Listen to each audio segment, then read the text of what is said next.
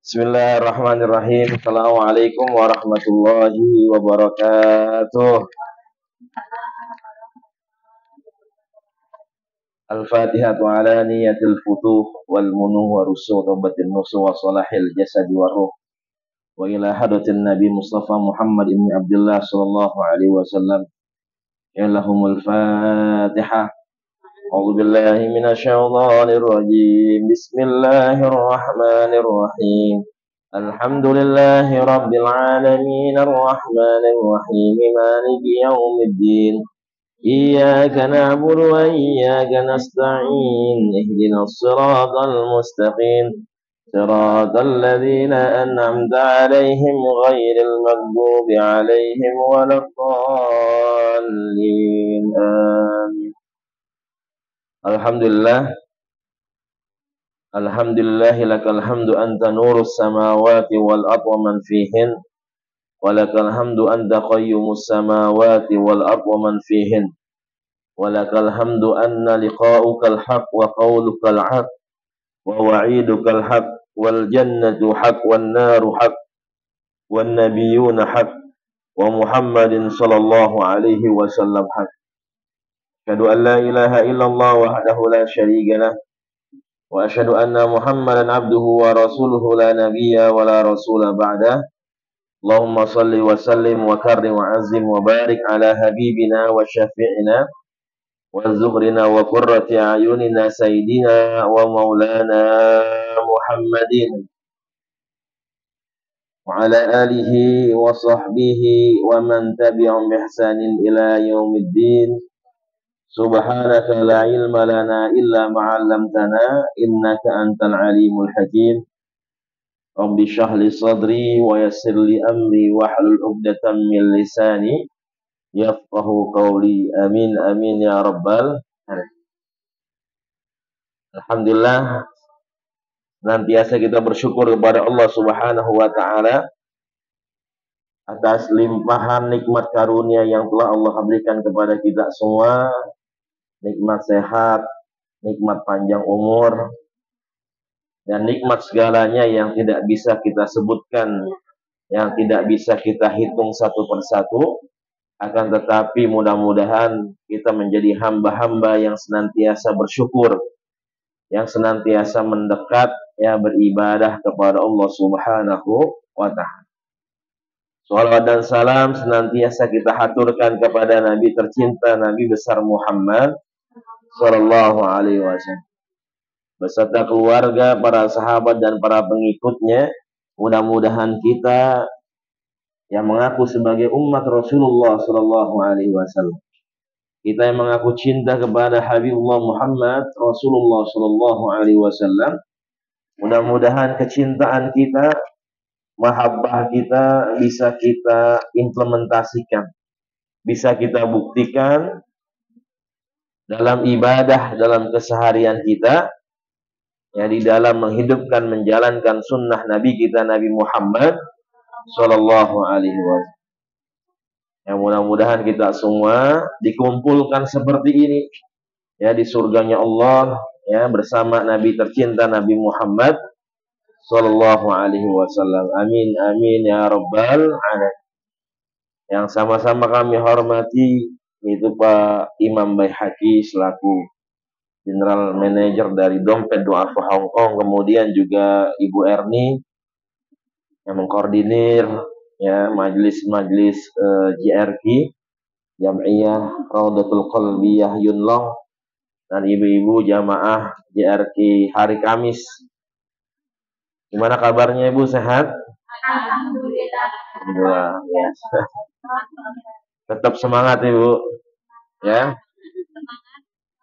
Ya harus, ya, tetap semangat kita semua, ya, itu sambil dimakan, ya, kita ngaji sambil santai, ya, biar tambah konsentrasi, tambah fokus, ya, bisa sambil makan, ya, asal jangan ketiduran aja. Ya, ini subhanallah, ya, bahwasanya alhamdulillah Allah pertemukan kita kembali, Ya mudah-mudahan ya ibu-ibu semua para jamaah senantiasa dalam keadaan sehat walafiat. Ya senantiasa Allah panjangkan umur kita, ya Allah sehatkan badan kita, Allah berkahkan hidup kita, Allah berikan keberkahan ya di dalam pekerjaan kita, keseharian kita, Allah tambah dan Allah berkahkan dalam rezeki kita, dan Allah jadikan keluarga kita keluarga yang sakinah, mawaddah warahmah, anak keturunan semua menjadi anak-anak yang saleh dan salehah, ya hafidh dan hafidhah. Insyaallah mudah-mudahan itu semua menjadi wasilah kebaikan-kebaikan buat kita semua. Ya, tidakkah kita keluar selesai dari majelis ini kecuali dosa-dosa kita semua diampuni oleh Allah Subhanahu wa taala. Ya, segala hajat keinginan kita dikabulkan, diijabah oleh Allah Subhanahu wa taala. Ya, mudah-mudahan yang lagi sakit, yang gak enak badan, yang asam uratnya lagi kambuh, kolesterolnya lagi tinggi, mudah-mudahan habis majelis ini Allah berikan kesehatan. Ya Allah berikan sehat walafiat. Yang lagi banyak urusan, mudah-mudahan Allah mudahkan, lancarkan urusannya. Ya, yang belum dapat majikan, mudah-mudahan Allah berikan majikan, ya, majikannya yang baik. Ya, yang majikannya belum baik, mudah-mudahan Allah berikan majikan yang baik. Ya, Allah jadikan majikannya baik. Ya, kemudian juga yang belum dapat jodoh, mudah-mudahan ya Allah mudahkan jodohnya. Nah, iya, semangat ya. Mudah-mudahan ya Allah pertemukan dengan jodoh yang baik. Ya.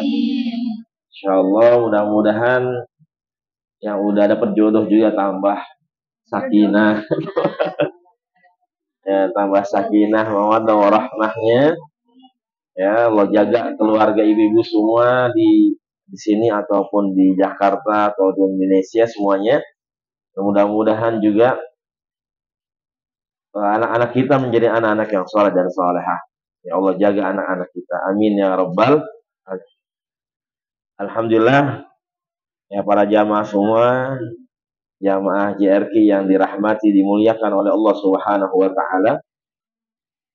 Bahwasanya di dalam Al-Qur'an itu ya di surah An-Nisa ayat 59. Ya coba Ibu bisa dilihat surah An-Nisa ayat 59. Ada Al-Qur'annya Ibu. Di handphone. Di Google.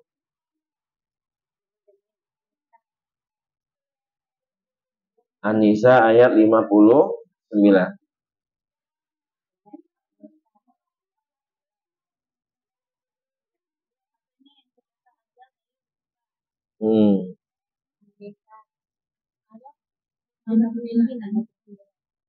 Ada Bu? Nemu nggak? Coba dibaca ayatnya.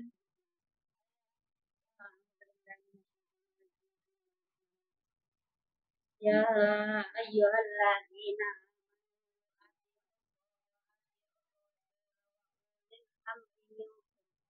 yang tanaza'tum fi syai'in farudduhu billahi wal yawmil dzalika khairun wa ahsan. Ya, artinya apa, Bu? Ada nggak artinya?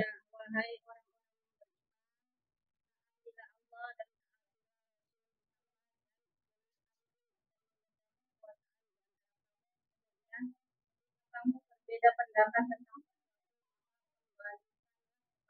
Allah dan jika kamu beriman kepada Allah dan hari kemudian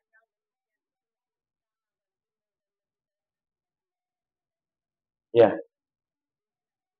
An-Nisa ayat 59. 59. Beda kan yang Al-Qur'annya.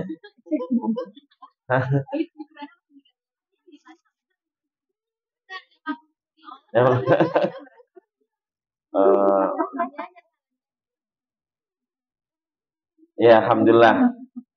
Ya. Ya ayyuhalladzina amanu atiullaha wa atiur rasul wa ulil amri minkum fa in tanaza'tum fi syai'in farudduhu ilallahi wa rasulih in kuntum tu'minuna billahi wal yawmil akhir dzalika khairu wa ahsanu ta'wila. Wahai orang-orang yang beriman, taatlah kepada Allah, taatlah kepada Rasul, dan juga kepada para pemimpin-pemimpin kalian. Kalau kalian berselisih pendapat, ya ada masalah, Assalamualaikum warahmatullahi wabarakatuh. Ya, kalau kita berselisih pendapat, ya ada perbedaan, maka kembalikan semua kepada Al-Quran. Ya, dan sunnah Nabi kita Nabi Muhammad Shallallahu Alaihi Wasallam.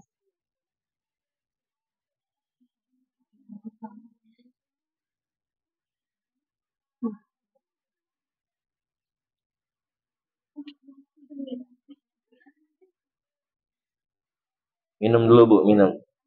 Ya. Alhamdulillah. In kuntum tu'minuna billahi wal yawmil akhir. Jadi kalau kita benar-benar beriman kepada Allah dan hari akhir, maka kembali kepada Al-Quran dan sunnah Nabi kita Nabi Muhammad Sallallahu Alaihi Wasallam. Ya, dzalika khairu wa ahsanu ta'wila. Itulah sebaik-baik penafsiran, pentakwilan. Apa kita merujuk kepada Al-Quran dan sunnah Nabi kita Nabi Muhammad Sallallahu Alaihi Wasallam. Maksudnya apa? Dalam kehidupan kita nggak pernah lepas dari yang namanya masalah. Ya, dari segala macam masalah ini, ada yang memang dijelaskan secara detail, secara rinci di dalam Al-Quran, ada juga yang disebutkan secara global saja. Nah, ini bagaimana sikap kita, bahwasanya ya rujukan ya atau masdar atau sumber segala hukum, segala masalah dalam kehidupan kita itu tidak lepas ya kembali kepada Al-Quran, kemudian sunnah Nabi Muhammad Sallallahu Alaihi Wasallam, kemudian yang ketiga ada namanya ijtihad. Ya, ada namanya ijtihad. Nanti kita jelaskan poin-poin ini. Artinya yang pertama harus kita ketahui, ya kita beragama itu nggak boleh sembarangan. Ya, kita menjalankan perintah ini itu nggak bisa semau kita. Ya, jadi harus ada rujukannya. Ini membedakan Islam dengan agama-agama yang lainnya. Ya, makanya dalam Islam itu ada segala permasalahan itu kita lihat ke dalam hadis. Ya, bagaimana rujukannya, apa yang dikerjakan oleh Rasul, bagaimana yang dikerjakan oleh Rasul, bagaimana yang dikatakan oleh Rasulullah Shallallahu Alaihi Wasallam, maka itu tersambung semuanya kepada sang pembawa risalah. Ya, tersambung semuanya kepada Nabi Rasul yang mengajarkan itu semua, yang disampaikan dari Allah kepada Nabi, kemudian Nabi Rasul menyampaikan kepada kita semua. Ini tersambung semuanya. Ya, nah ada namanya sanad, dalam hadis itu ada namanya sanad. Semuanya tersambung tuh. Ya, nyambung kepada Nabi Muhammad Shallallahu Alaihi Wasallam. Jadi Islam bukan ajaran yang main-main. Ya, bukan agama yang sembarangan, tapi Islam dia punya yang namanya dari sumber ajaran agamanya. Ya, kemudian Islam juga punya yang namanya inti pokok ajaran agama Islam. Nah, ini inti pokok ajaran agama Islam ini ya semua kembali lagi kepada Al-Quran, kemudian sunnah Rasulullah Shallallahu Alaihi Wasallam, kemudian juga ijtihad para ulama. Ya, kenapa ada ijtihad para ulama? Karena memang yang namanya syariat Islam ini memberikan ruang. Untuk siapa? Untuk akal. Jadi kenapa manusia diberikan akal? Ya, manusia dimuliakan, manusia diistimewakan dengan yang namanya akal itu. Ya, Allah nggak berikan kepada makhluk-makhluk yang lain, Allah hanya berikan akal ini kepada manusia. Kenapa? Supaya manusia bisa berpikir. Ya, manusia bisa merasakan. Manusia bisa menentukan. Karena memang zaman ini senantiasa berubah, Ibu. Ya, jadi ajaran Islam itu ada yang sifatnya tetap nggak bisa berubah. Dari Nabi Adam sampai Nabi kita, bahkan nanti sampai hari kiamat itu nggak bakal berubah. Ya, itu yang pertama. Yang kedua, ada ajaran syariat yang memang boleh berubah. Ya, sesuai dengan keadaan kondisi zaman. Ya, sesuai dengan apa yang kita alami, maka di situ diperbolehkan ya syariat atau ajaran itu berubah sesuai dengan kondisi ya tempat atau waktu yang sedang kita berada di situ. Tentunya ya sesuai dengan tuntunan dari Al-Quran dan Sunnah Nabi Muhammad Sallallahu Alaihi Wasallam. Apa yang nggak pernah berubah? Ya, apa yang nggak akan berubah? Ya, yang nggak akan berubah dari zaman Nabi Adam sampai nanti hari kiamat adalah masalah akidah. Nah, itu akidah nggak akan pernah berubah. Ya, makanya yang namanya akidah itu nggak usah dipikirin lagi karena memang semua sudah diajarkan di dalam Al-Quran dan juga Sunnah Nabi Muhammad Sallallahu Alaihi Wasallam. Sampai kapanpun yang namanya akidah itu, ya ada 6 yang kita ketahui. Kemudian ada yang namanya tauhid, mengesahkan Allah Subhanahu Wa Taala. Yaitu dari zaman Nabi Adam sampai ya nanti hari kiamat itu sama semuanya, nggak akan pernah berubah dan nggak boleh dirubah, nggak boleh ditambahin dan nggak boleh dikurangi. Nah, yang kedua ini ya biasanya syariah. Ya, yang bisa berubah nih adalah syariah. Ya, ada syariah memang ada amalan perintah yang memang sudah dijelaskan secara detail di dalam Al-Qur'an, ada yang secara global-global saja. Ya, misalkan yang dijelaskan secara rinci itu misalkan masalah masalah harta warisan. Nah, itu harta warisan semua dijelaskan secara rinci oleh Allah Subhanahu wa taala. Bagian-bagiannya itu semua ditentukan oleh Allah Subhanahu wa taala. Ya, jadi Nabi Muhammad nggak diberikan kesempatan untuk menentukan besaran atau berapa persen harta warisan itu. Ya, untuk bahwasanya ini memang adalah ketentuan dari Allah Subhanahu wa taala. Ya, kenapa Rasulullah tidak diberikan kesempatan? Karena banyak saja tuduhan-tuduhan kepada Rasulullah Sallallahu Alaihi Wasallam. Yang sama-sama kita ketahui warisan dalam Islam itu bagian laki-laki lebih besar daripada perempuan 2:1. Nah, ini kalau Rasulullah yang menentukan, nanti Rasulullah dituduh, oh Rasulullah nih nggak menghargai yang namanya wanita, gitu kan? Ya, padahal pasti ada hikmah di dalamnya. Ya, jadi sesuatu itu ada yang sudah dirinci ya di dalam Al-Quran, ada yang memang dijelaskan secara global. Ya, misalkan perintah sholat, ya hanya global saja, perintah zakat. Kemudian dirincikan, dijelaskan oleh Nabi Muhammad Sallallahu Alaihi Wasallam. Ya, ibu tahu sholat zuhur 4 rakaat dari mana? Dari mana? Dari Nabi. Ada nggak di Al-Quran menjelaskan sholat zuhur 4 rakaat? Ada nggak, Bu? Sholat asar 4 rakaat, sholat subuh 2 rakaat, sholat maghrib berapa rakaat? 3. Nah, itu nggak ada dalam Al-Quran. Al-Quran hanya memerintahkan wa aqimus sholah wa atuz zakat. Dirikan sholat, kemudian bayar zakat. Sama, zakat juga ya sifatnya global. Ya, sifatnya global umum, bayar zakat. Cuman persentasenya memang tidak dijelaskan di dalam Al-Quran. Ya, siapa yang menjelaskan? Nabi kita, Nabi Muhammad Sallallahu Alaihi Wasallam. Ya, nah itu jadi kalau ada satu masalah, dia kan ayatnya mengatakan fa in tanaza'tum fi syai'in farudduhu ilallahi wa rasulih. Kalau kita berselisih pendapat, ada hal yang kita nggak ngerti, ya, ada hal yang kita nggak paham, maka kembalikan kepada Al-Quran dan kembalikan kepada Sunnah Nabi Muhammad Sallallahu Alaihi Wasallam. Kemudian ijtihad para ulama. Jadi yang pertama harus kita lihat adalah yaitu Al-Quran. Ini masalah ini ada nggak dalam Al-Quran? Ya misalkan masalah apa? Memilih pemimpin yang muslim. Ya ada nggak dalam Al-Quran? Ternyata memang dijelaskan. Ya dalam Al-Quran itu banyak. Ya. Atau misalkan keharaman makan babi. Ya keharaman babi ini. Ya ada nggak dalam Al-Quran? Ternyata memang ada. Nah kalau sudah ada dalam Al-Quran maka sudah cukup.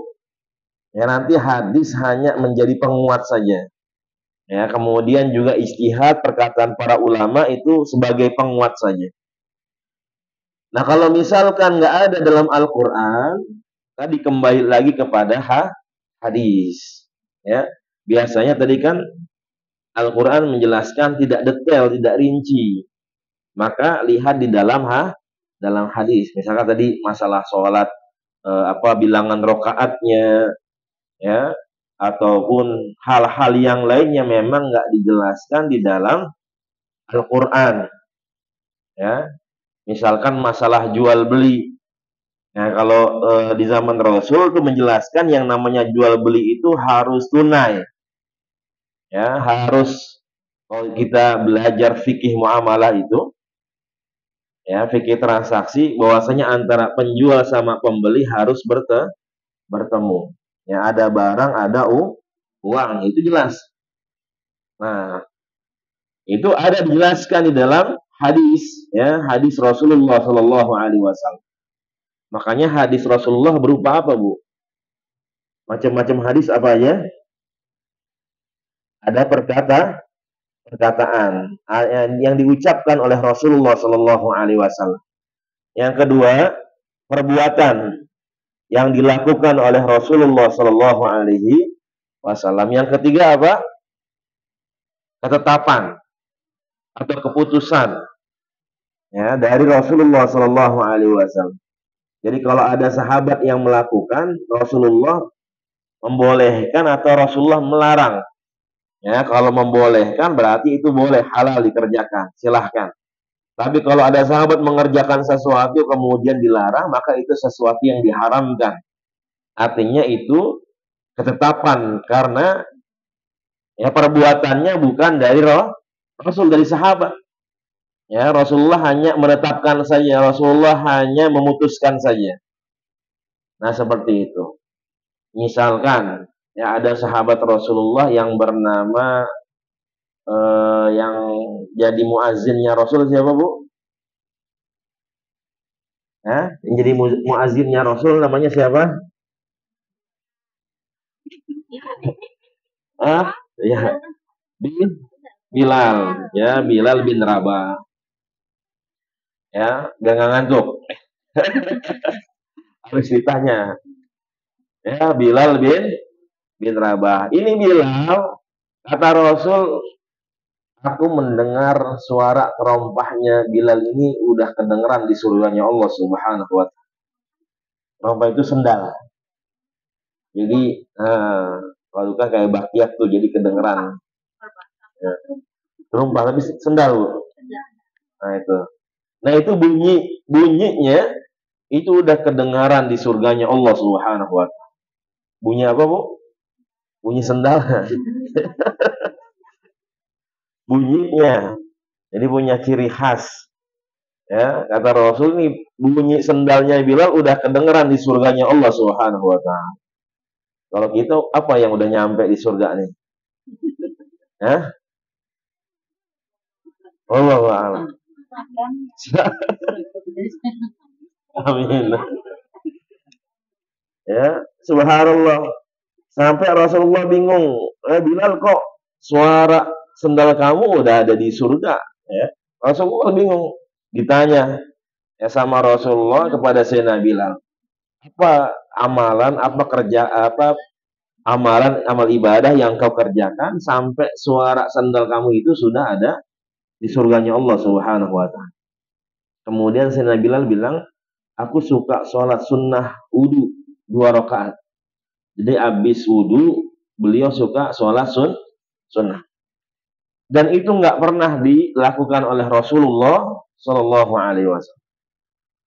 Ya, jadi Rasulullah nggak pernah ngelakuin yang namanya sholat sunnah wudu. Tapi Sayyidina Bilal dia melakukan setiap selesai wudu sholat sunnah 2 rakaat. Ya, maka itu yang menyebabkan suara sendalnya sudah terdengar di surganya Allah Subhanahu wa Ta'ala. Ketika itu Rasulullah melarang atau membolehkan? Membolehkan karena membiarkan, silahkan. Rasulullah nggak bilang, oh haram, saya nggak pernah ngerjain. Oh itu nggak boleh, saya nggak pernah ngelakuin. Tapi Rasulullah malah memuji Sayyidina Bilal. Nah itu artinya ya ditetapkan, ya diputuskan oleh Rasulullah bahwasanya ibadah tersebut boleh dikerjakan. Nah itu adalah ketetapan dari Nabi Muhammad Shallallahu Alaihi Wasallam. Ya, jadi kalau ada yang sudah dalam hadis, maka kita ambil ya sesuatu yang memang ada di dalam hadis.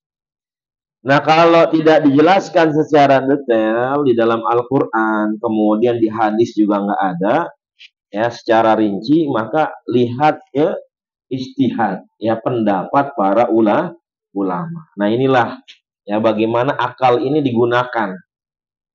Ya, makanya akal ini senantiasa selaras beriringan dengan Al-Quran dan Sunnah Nabi Muhammad Sallallahu Alaihi Wasallam.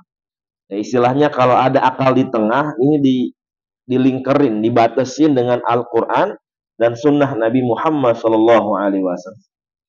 Ya, karena bahaya kalau yang namanya akal ini nggak berlandaskan, nggak sesuai dengan Al-Quran dan Sunnah Rasul, maka dia akan berpikir secara liberal. Ya, akal ini akan berpikir menetapkan suatu hukum semaunya. Ya, makanya kemarin kalau ibu ya dengar sampai kemari berita-berita tentang Al Zaitun, ya bahwasanya boleh yang jadi imam itu adalah seorang wanita, yang khutbah Jumat adalah seorang wanita. Ya, kemudian boleh bercampur antara laki-laki dengan perempuan dalam sholat. Nah itu kalau akalnya nggak dibungkus dengan Al-Quran dan Sunnah, berpikirnya liberal semaunya.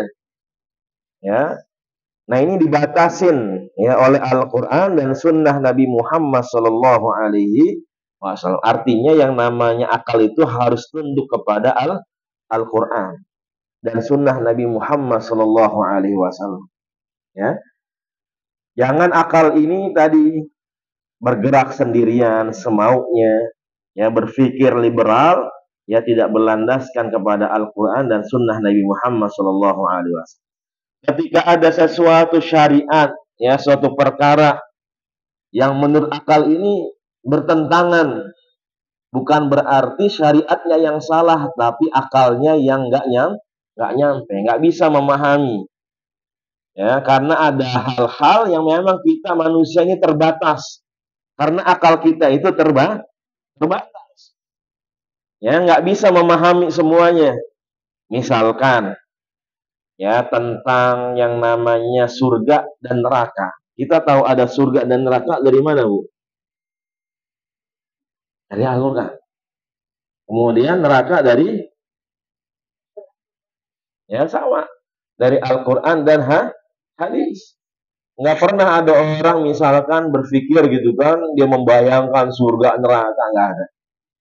Atau ada orang penelitian, ya dia survei dulu misalkan, ya saya mau survei ke surga sama neraka biar tahu gitu ya. Ya, saya mau survei dulu ke surga neraka ya biar tahu kayak apa itu surga sama neraka. Nggak ada orang seperti itu.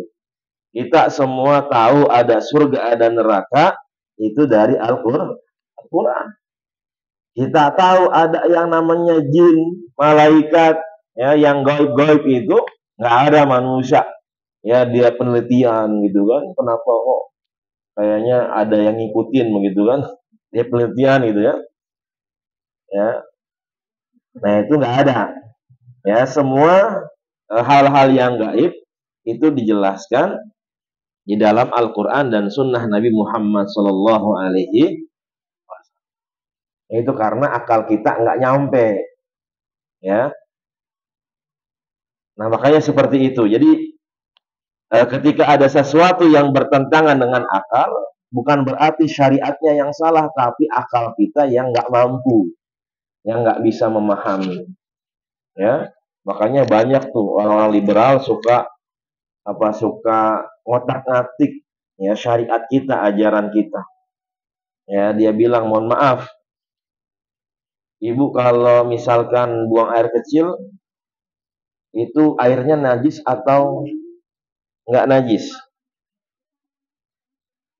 Najis, ya. Kita semua kalau pipis najis, betul ya? Nah, itu cara bersucinya gimana? Ya. Nah, kita bilas, kemudian kita wudhu, ya. Tapi, mohon maaf, ya, kalau orang habis berhubungan, kemudian keluar sendiri, ya, itu mohon maaf yang keluar misalkan laki-laki ada air maninya. Air maninya najis atau enggak? Air maninya. Berarti, berarti kita semua bersumber dari sesuatu yang najis dong.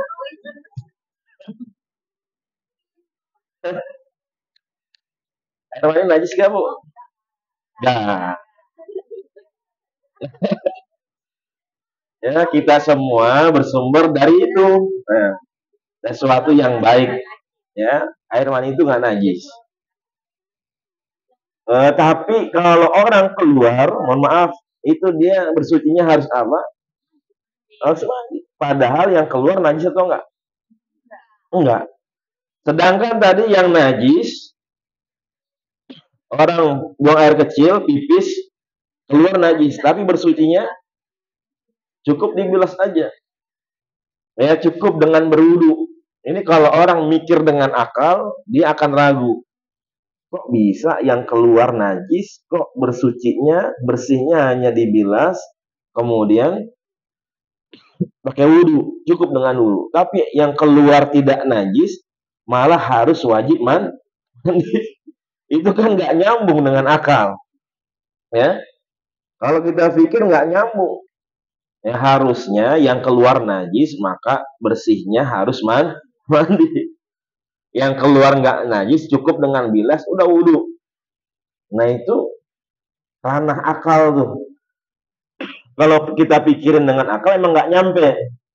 Tapi karena ini memang sudah keputusan dari Al-Quran, sudah tuntunan dari Al-Quran dan sunnah Nabi kita Nabi Muhammad Shallallahu Alaihi Wasallam, maka udah nggak usah pakai akal, taat dan patuh kepada Al-Quran. Ya sama seperti peristiwa Isra Mi'raj Nabi Muhammad Shallallahu Alaihi Wasallam. Ya kalau kita pikir dengan akal nggak bakal nyampe. Ya tapi kita serahkan semuanya ya kepada Allah, ya kembalikan kepada Al-Quran dan Sunnah Nabi Muhammad Shallallahu Alaihi Wasallam. Maka itu, jadi kalau nggak ada dalam Al-Quran, nggak ada hadis, maka itu ijtihad para ulama, ya.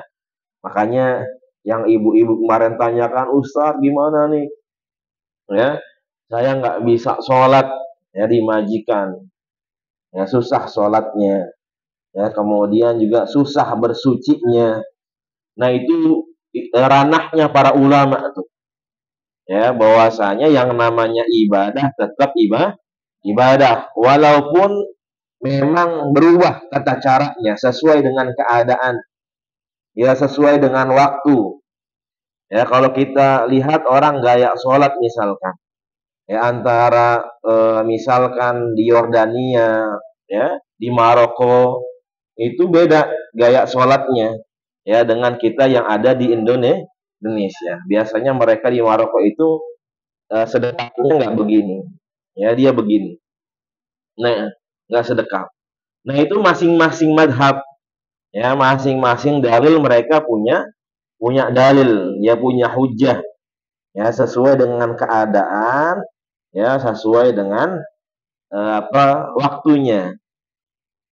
Ya, begitu juga misalkan ketika kita lagi di pesawat, Ustaz gimana sholatnya? Nah, itu kan bisa berubah ya sesuai dengan keadaan kita.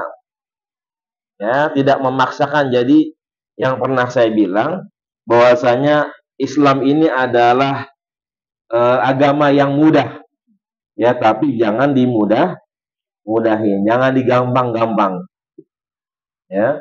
Maksudnya digampang-gampangin, sholatnya semau kita ya, padahal nggak ada darurat ya, dalam keadaan normal ya, tapi kita sholatnya semau kita ya. Misalkan sholat maghrib jadi 1 rakaat gitu ya, yang penting dia udah sholat ya. Atau sholatnya nggak pakai tumak ninah ya, pokoknya apa, kayak ngejar setoran begitu ya, ngejar setoran. Nah, itu pernah tuh ada sahabat ya yang diingatkan oleh Rasulullah Shallallahu Alaihi Wasallam ya, ketika habis sholat ya, Rasulullah lihat dia sholatnya asal-asalan. Kemudian kata Rasul, "Sholli fa innaka lam tusolli." Sholatlah karena kamu ini belum sholat ya. Jadi seperti itu. Jadi ini ranahnya istihad para ulama. Jadi ketika misalkan, kalau sekarang kan banyak ya Bu, jual beli itu, misalkan jual beli online ya. Ya, kalau di Hong Kong ada Bu jual beli online. Banyak. Pakai WA berarti. Oh, pakai Facebook. Berarti dipesan dulu. Nanti barunya barangnya nyampe baru bayar.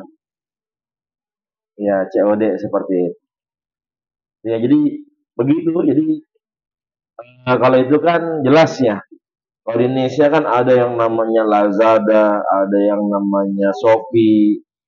Kalau kemana ada TikTok tuh yang katanya udah ditutup. Ya, ada Shopee, Lazada, ada Tokopedia. Nah, itu kan kalau kalau Bu Rohimah kan masih ketemu ya. Penjualnya nyamperin gitu, nganterin. Kalau Shopee udah nggak ketemu tuh antara penjual sama pembeli. Ya, kurir aja. Ya, di zaman Rasul nggak ada itu Shopee, Tokopedia, gitu ya, Lazada, nggak ada. Nah, itu gimana tuh hukumnya? Ya, itu selama ada kebaikan, nggak ada apa, penipuan, nggak ada yang dirugikan, maka silahkan. Ya, jadi begitulah ajaran Islam itu ada yang bisa berubah ya, sesuai dengan keadaan, kondisi, zaman ya, kita semua. Ada negara yang puasanya lama banget ya. Puasanya itu sampai 20 jam. Ya, sampai 21, 22 jam misalkan. Kalau kita puasa di Indonesia berapa jam, Bu? Lupa ya. Kalau di Hong Kong berapa di Hong Kong? Paling lama berapa, Bu? Ya, puasa seharian 12.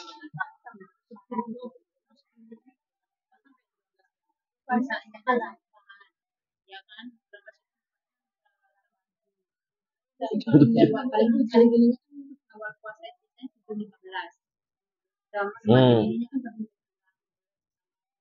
15 jam. Oh, so.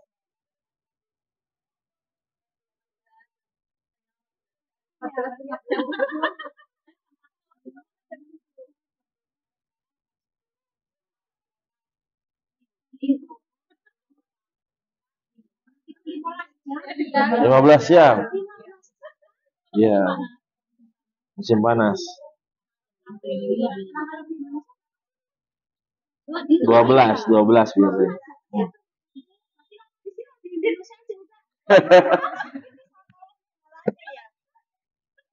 Iya. Jadi jangan mentang-mentang saya orang Indonesia maunya puasanya ikut di Indonesia aja, nggak bisa. Jadi harus ngikutin daerah yang tempat kita tinggal. Jadi, nah itulah bisa berubah ya. Apalagi memang yang saya jelaskan kemarin bahwasanya ada kaidah usul fik ya, ad-daruratu tubihul mahzurat, bahwasanya yang namanya keadaan emergensi benar-benar darurat itu ada ya, syariat-syariat yang tadinya tidak boleh dikerjakan, maka ketika memang keadaannya darurat, maka itu adalah sesuatu yang boleh dikerjakan. Ya, nah inilah bagaimana indahnya Islam. Ya, bagaimana Islam yang penuh dengan rahmatan lil alamin. Ya, bahwasanya yang namanya syariat ini tidak ingin menyusahkan manusia. Ya, apalagi ketika kita menjalankan ibadah, menjalankan suatu amalan, rasa-rasanya kita nggak ada yang menyusahkan kita. Ibu, ada nggak ibadah dalam Islam yang merasa menyusahkan Ibu? Ada nggak, Bu? Hah? Ada nggak?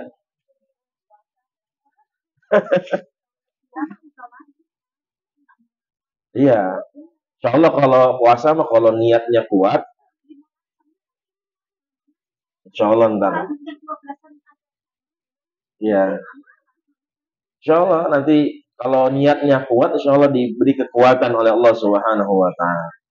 Ya, ada orang ketika dia nggak makan-makan atau telat makan, ya dia kambuh mahnya. Nah, kenapa ketika pas bulan puasa tuh dia nggak kambuh-kambuh, ya nggak berasa mahnya, ya karena yang namanya puasa tadi diawali dengan niat yang kuat. Ya, dia sudah merencanakan bahwa nanti saya mau puasa. Jadi udah disetting tuh antara otaknya dengan hatinya, ya antara niat dengan keinginannya itu sudah terkoneksi. Ya makanya ketika orang di luar bulan puasa biasanya dia nggak makan mahnya kambuh, tapi ketika bulan puasa nggak berasa. Bahkan itu puasa itu bikin tambah sehat. Ya makanya orang kalau mau operasi disuruh puasa dulu. Ya orang kalau mau tindakan itu disuruh puasa dulu, bukan hanya saja orang Islam. Ya kalau kita nggak tahu di sini puasa Bu, puasa juga. Nah itu bahwasanya syariat puasa yang luar biasa. Ya kata Rasul, sumu tasihu. Ya berpuasalah, ya karena puasa itu menyehatkan. Cuman kalau kemarin terus saya bingung mau puasa apa kagak gitu. Kalau puasa nggak enak sama Bu Ernya sama ibu-ibu gitu kan. Udah pada bawa makanan, udah pada masak, ya. Apalagi diajak makan gitu. Kadang bingung juga, nggak apa-apa lah, ya. Ini subhanallah. Mudah-mudahan Allah balas dengan kebaikan, ya, dengan keberkahan pahala yang luar biasa insya Allah subhanahu wa ta'ala. Ya. Jadi begitulah Islam. Kalau kita nggak bisa sholat dengan berdiri, maka boleh duduk silahkan. Ya, kalau nggak bisa duduk boleh ya tidur. Ya berbaring ya, jangan tengkurap jangan. Jangan tengkurap. Ya, kalau misalkan berbaring nggak bisa, ya, atau berbaring nggak bisa dengan gerakan, maka dengan isyarat aja. Ya, tapi kalau misalkan isyarat juga nggak bisa, ya udah dengan hati. Ya, kalau misalkan dengan hati nggak bisa, ya udah, berarti tanda-tanda tuh. Ya, artinya kan luar biasa. Ya, dalam keadaan apapun, ya, sholat itu jangan sampai ditinggalkan. Ya, artinya orang sakit saja masih disuruh sholat. Ya, bahkan kalau misalkan kita punya orang tua yang udah nggak bisa ngapa-ngapain, ya, ayah ibu yang udah sepuh, udah lumpuh misalkan, nah itu kewajiban kita tuh ngingetin sholat, kita kita apa, wuduin, ya kita yang wuduin, kemudian kita yang nuntun, ya nyuruh buat sholat, ngingetin. Ya, kemarin juga ketemu sama Ustadz Muhaimin. Saya bilang bahwasanya saya kalau pulang ke Indonesia mau pulang ke Malaysia saya harus ke Cirebon dulu nengokin orang tua karena orang tuanya udah sepuh ya tuh kalau mau sholat kita yang wuduin gitu. Nah itu artinya Islam ini nggak memaksa ya, yang penting kita ibadah ingat kepada Allah Subhanahu Wa Taala ya, bahwasanya Allah Maha Tahu ya, Allah yang Ar-Rahman Ar-Rahim. Ya, jangan sampai ini semua kesusahan kita, kesulitan kita ini malah bikin alasan buat kita nggak mau ibadah. Nah, jadi bukan alasannya dingin gitu ya. Ya, dengan alasan banyak kena air itu kan dingin, ya, banyak kena yang najis-najis, jadi nggak mau sholat, nggak mau ibadah. Nah itu salah. Ya, jadi jangan sampai malah kita meninggalkan ibadah tersebut, sholat dan yang lain. Bahkan kalau kita mampu menjaga ibadah kita, menjaga sholat kita dan sebagainya, ketika kita hidup di negeri yang minoritas muslim, yang serba terbatas, ya, tapi kita tetap berusaha untuk menjaga ibadah, menjaga ketaatan kita, maka di situ ya pahalanya luar biasa. Ya Allah berikan keberkahan, ya Allah berikan kemudahan, mudah-mudahan dalam kehidupan kita. Ya, innallaha la yudhi'u ajra man ahsana amala. Bahwasanya Allah nggak akan pernah menghilangkan, melupakan ya sekecil apapun ya kebaikan yang kita kerjakan dalam kehidupan kita. Ya. Makanya dulu para sahabat kan ketika hijrah ya tetap berusaha di Makkah penuh dengan apa penyiksaan ya tekanan dan sebagainya, tapi mereka tetap berusaha ya, mereka tetap menjalankan perintah ya ketaatan untuk ibadah kepada Allah dan menghidupkan menjaga sunnah Rasulullah Shallallahu Alaihi Wasallam ya. Bahkan ya kita juga semua ya walaupun kita berada di negeri yang paling dingin gitu kan ya, di negeri yang paling panas, maka tetap ya semua itu ya kita jaga, ya kita jalankan sesuai dengan apa yang diperintahkan ya, oleh Allah dan Nabi Muhammad Sallallahu Alaihi Wasallam. Ya, kalau wudhu nggak bisa dengan air misalkan, ya silakan tayamum. Ya, kalau misalkan ada air tapi ada bagian tubuh kita yang nggak boleh kena air, Ustaz. Ini lagi luka nggak boleh kena, ya udah, ya nggak usah dibasuh dengan air, cukup ya daerah-daerah saja, bagian-bagian yang memang boleh terkena air silahkan. Ya, jadi Islam ini penuh dengan rahmatan lil alamin.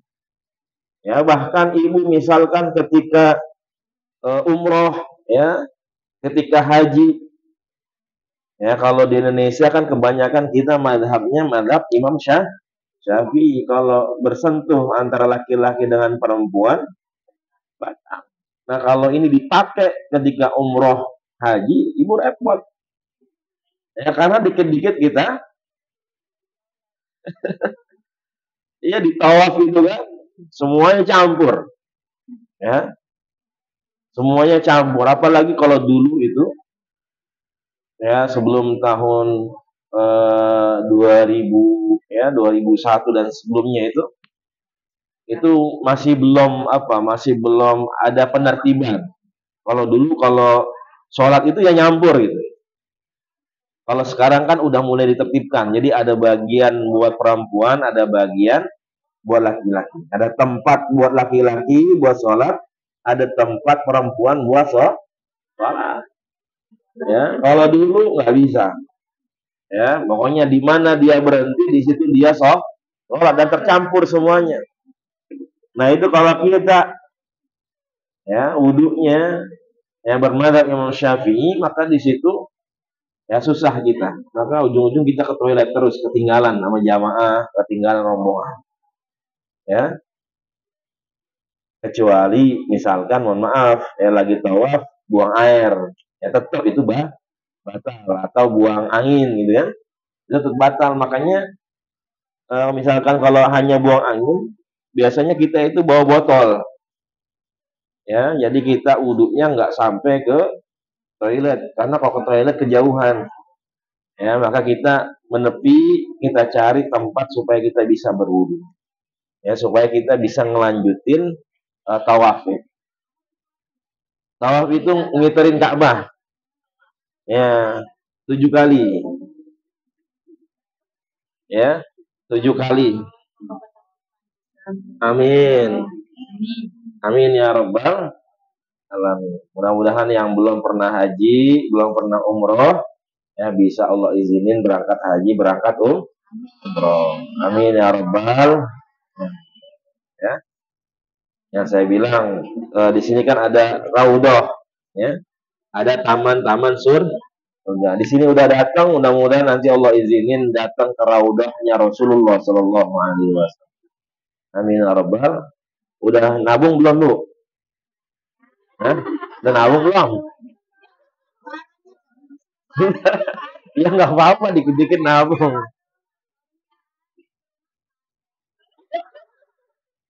Nggak apa-apa, nabung, nyusahin dikit-dikit. Nah,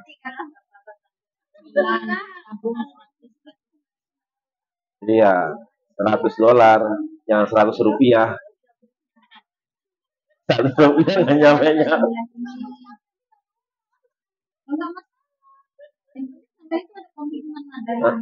Ada semangat. Iya. Bulan depannya itu kamu memberikan bonus kayaknya di bawah ya. Iya. Kita masih 33.000. Nah, kita kan nggak tahu rencana Allah, ya. Jadi haji umroh itu ada 3 macam, Ibu. Ada haji umroh lil kasab, ada karena kasab usaha, yang kedua karena nasab turunan, yang ketiga karena nasib untung-untungan. Nah, itu yang pertama kasab tuh, usaha tadi. Ada orang nabung, emang nabung. Ya, banyak tuh di Indonesia kan orang tukang sampah nabung dikit-dikit bisa dia daftar. Iya, ada yang sampai itu nabung tuh. Nah, itu orang dia punya penghasilan, dia nabung dikit-dikit karena usaha dia. Karena niat dia yang kuat, dia kumpulin duit, alhamdulillah ya terkumpul, dia daftarin, alhamdulillah Allah kasih izin buat haji umroh. Yang kedua, karena nasab. Nasab ini keturunan karena dia keturunan orang kaya gitu kan. Ya, ada warisan. Ya, dapat warisan, alhamdulillah. Orang kan kalau dapat warisan harta banyak kan kayak ini, kayak kejatuhan duren gitu kan. Kayak keruntuhan duren begitu, rezeki nomplok, ya. Beda lagi kalau warisannya utang. Itu berapa urusannya? Ya, ada.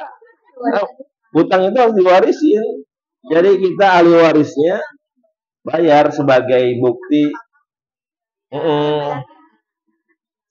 sebagai bakti, ya, bakti seorang anak kepada orang tua. Ya, warisan utang. Karena mayit yang meninggal masih ada utang itu tergantung, artinya nggak jelas nanti apakah dia dapat dalam kenikmatan alam barzah ataupun dalam kesengsaraan, ya, apakah nanti dapat surga atau neraka, tergantung jadi arwahnya. Maka harus ada orang ahli warisnya, keluarganya yang menjamin utang tersebut. Nah itu ya. Jadi ada kasab, nasab, yang terakhir dari nasib, ya Bu ya. Jadi untung-untungan, ya. Ada saudara kaya gitu kan. Padahal kita emang nabung juga pas-pasan. Kalau ada kita nabung, ternyata saudara kita pengen pergi haji, pengen umroh, tapi bareng kita, ya. Kita punya bos, punya majikan baik. Ya tadi dapat bonus, ya alhamdulillah bonusnya cukup gitu kan buat umroh, ya. Ada majikan ya baik, mungkin ngajak kita gitu kan, ya buat haji buat umroh. Nah itu namanya haji umroh yang nasib-nasiban, ya. Iya. Ya memang alhamdulillah ya dia memang baik ya. Terus dia berangkat umroh, dia pernah ada kendala, jadi di cancel. Akhirnya majikannya itu mengatur uang biaya umroh itu tadi pulang ke Indonesia, berangkat umroh dari Indonesia. Dan katanya majikannya dikeluarin B. biaya dia untuk berangkat haji semua dibiayai Mas. Majikannya. Akhirnya dia berangkat haji itu setelah pulang dari haji pulang ke Indonesia. Ya, alhamdulillah, itu nasib ya. Iya, nasib. Iya, karena seperti itu ya waktu itu dia jual juga kalau dihasilkan. Baginda namanya. Dia karena itu nggak berangkat haji, tadi ya kan biayanya dari sini kan lumayan. Iya. Aja itu dia pulang ke Indonesia dikasih untuk modal buka toko. Kan dibilangnya kamu kalau kamu belum bisa berhaji karena dari Indonesia kan dulu lama. Jadi itu disuruh. Tapi kamu nanti simpan uang ini biaya kamu untuk kamu buka sekarang buka toko. Tapi kamu harus niatkan untuk kamu berhaji. Ya alhamdulillah memang udah rezeki dia kan. Iya. Jadi majikan itu kerjanya nggak. Majikannya Muslim nggak? Nggak, bukan Muslim. Iya. Hongkong. Orang Hongkong. Oh, masya. Iya. Iya, yang menggerakkan hati ya Allah. Nah itu nggak lepas dari ya kebaikan-kebaikan yang kita kerjakan. Ya amal-amal soleh yang seperti ini ya, mungkin aja nanti kita nggak pernah tahu. Ya. Ini keberkahan ya dari Allah Subhanahu Wa Taala. Ya. Mungkin karena tadi dia jualan jilbab gitu kan, nyuruh orang supaya dia nutup aurat dan sebagainya. Nah situ orang kaya. Ya alhamdulillah. Memang kita disuruh banyak bersyukur sama bersabar. Dapat majikan yang kaya, baik, ya bersyukur. Kalau yang miskin tapi galak juga bersabar juga.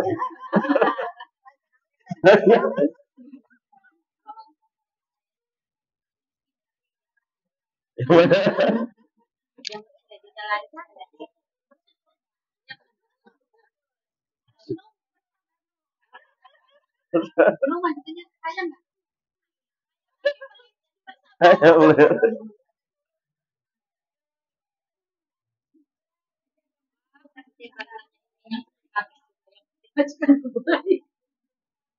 Iya, masya Allah.